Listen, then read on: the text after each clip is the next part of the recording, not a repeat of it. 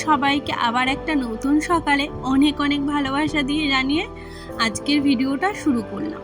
আর যাদের বাচ্চা আছে সকালে স্কুলে যায় তারাই জানে সকালে বাচ্চাকে রেডি করে স্কুলে পাঠানো কতটা ঝামেলার কাজ।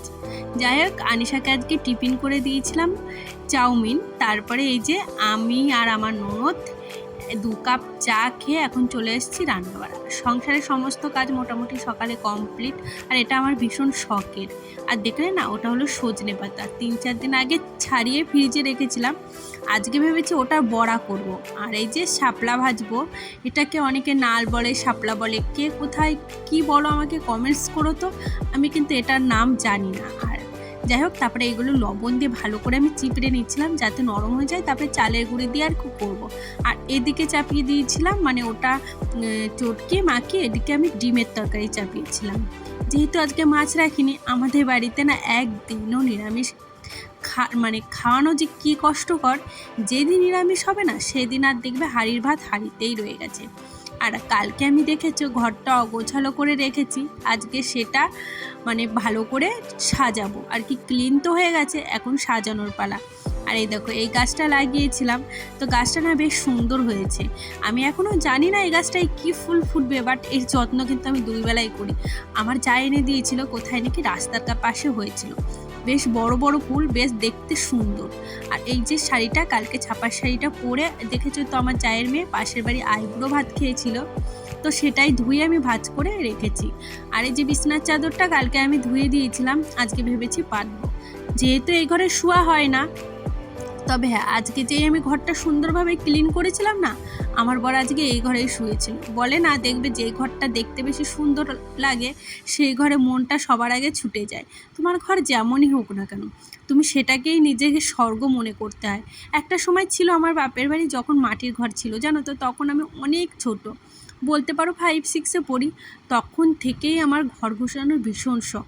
ছোটোবেলা থেকেই আমি ঘরটাকে বৃহস্পতিবার এলে লেপে পুচে কি সুন্দর যে করতাম আমি। আমাকে অনেকে বলতো, এত ছোট মেয়ে এত কেন কাজ করিস, তবুও কেন জানি না আমার নেশা। হ্যাঁ, আমার মাও করতো, এটা বলবো না, বাট আমার মা না গুছানি জিনিসটা ঠিক বুঝতো না। সব কাজই করবে, বাট কোন জিনিসটা কোথায় রাখলে যে ভালো লাগবে সেটা আমার মা এখনও বোঝে না। মাকে বলে দিই তারপর। আর এখন তো বৌদি চলে এসছে, বৌদি গুছিয়ে রাখে। যাই হোক, এই বালিশের ওয়ারগুলো না বড় বড় হয়ে গেছে দেখছি। ভেবেছি কি একটু সেলাই করে দেবো পেছনে, তাহলে ঠিকঠাক থাকবে। আপাতত এখন রেখে দিই, যেহেতু এখন অনেকটা বেলা হয়ে গেছে আর আমার এখন টাইমও নেই। ভাবলাম খাটটা এখন গুছিয়ে যায়। আর যেহেতু কাল পরশু থেকেই লোক আসা শুরু করবে, তাই এর মধ্যে আমি খাটটা গুছিয়ে গাছিয়ে রাখি। আর এও বাড়িতে তো আসেই, তো ঘরটা যদি দেখতে ভালো না লাগে, দেখবে নিজের কাছেই ভালো লাগে না। এখন কি করতে যাচ্ছে? তেল খেতে যাচ্ছে। তোর এখন পোলিও খেতে কেবল ফোন করলো, তেল খেতে যাবে, যে তাই বলছে মিষ্টি তেল খেতে যাবে। ঠিক আছে, যাও।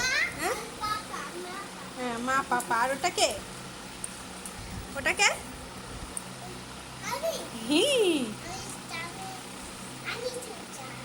আনিস যা। চলো, আমার ঘরের অবস্থা ভীষণ শোচনীয়। এই যে এসে সব কিছু খুলে রেখেছে, এখন সব ঠিকঠাক করবো।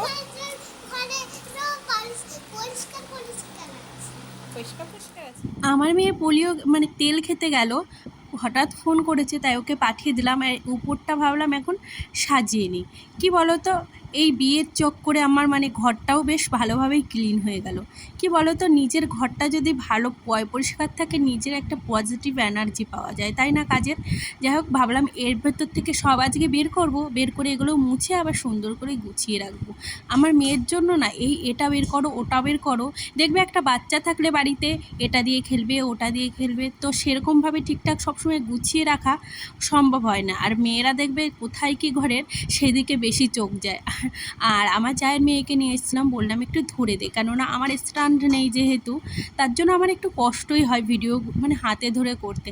যাই হোক, দেখো পুরোটা আমি নামিয়ে ক্লিন করে নিয়েছি। আর নিচটা না একবারে পেপার পেতে নিচ্ছি, যাতে নোংরাগুলো আর এই নিচে না লাগে। আর ওপরে এগুলো পেপার পাতলে ততটা দেখতে ভালো লাগবে না, তার জন্য আর নিলাম না। আর এই বুদ্ধের মূর্তিটা না আমার ভীষণ পছন্দের। এটা আমি কোথায় যেন গিয়েছিলাম মনে পড়ছে না, সেইখান থেকে 250 টাকা দিয়ে কিনে এনেছি। বাট পরে দেখলাম অনেক কম দামে বিক্রি হচ্ছে। দেখবে কোথাও গেলে না কোনো জিনিস কেউ চট করে কিনবে না, 5 জায়গায় জিজ্ঞাসা করবে তারপরে কিনবে, নাহলে এই আমার মতো ঠকে যেতে হবে। আর এটা আমি মেলা থেকে 20 টাকা দিয়ে কিনেছি, ভীষণ ভালো। এতে ভেবেছি চিরুনি লাগবো। এখন ভাবছি আর কটা কেন কিনে আনলাম না, আর কটা চিরুনি কোথায় রয়েছে এখন আর পেলাম না। যাই হোক, এই যে আমার বিয়ের কার্ড বেরিয়ে গেল খুঁজতে খুঁজতে। তো দেখছিলাম আবার বিয়ের কার্ডটা। এই মালাটা আমার যা প্রথম বছর দিয়েছিল, যে বছর বিয়ে হয়েছিল, তো সেটা সেইভাবে না আর পরা হয়নি। আর এই কাচের সেটটাও আবার বিয়েতে বোধহয় পেয়েছি, আজকেই পেলাম। ভাবলাম চলো, কাচের বাটিগুলো কিন্তু দেখতে বেশ ভালোই, সুন্দরভাবে গুছিয়ে রাখি, দেখতে বেশ ভালো লাগবে।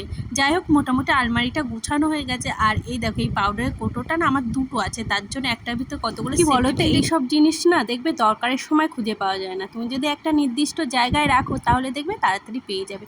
এই যে মোটামুটি আমার পুরো ঘরটা গুছানো হয়ে গেছে। তবে হ্যাঁ, এইটুকু টাইম দেখলে অনেকটা টাইম লেগেছে, প্রায় 3-4 ঘন্টা ঘরটা গুছানোর টাইম লেগেছে। তো ভিডিওটা কেমন লাগলো প্লিজ জানিও। আজকের ভিডিওটা এখানেই শেষ করলাম। আর ভিডিওটি যদি ভালো লাগে প্লিজ একটা লাইক কমেন্ট করে যেও। আজকের মতো টাটা।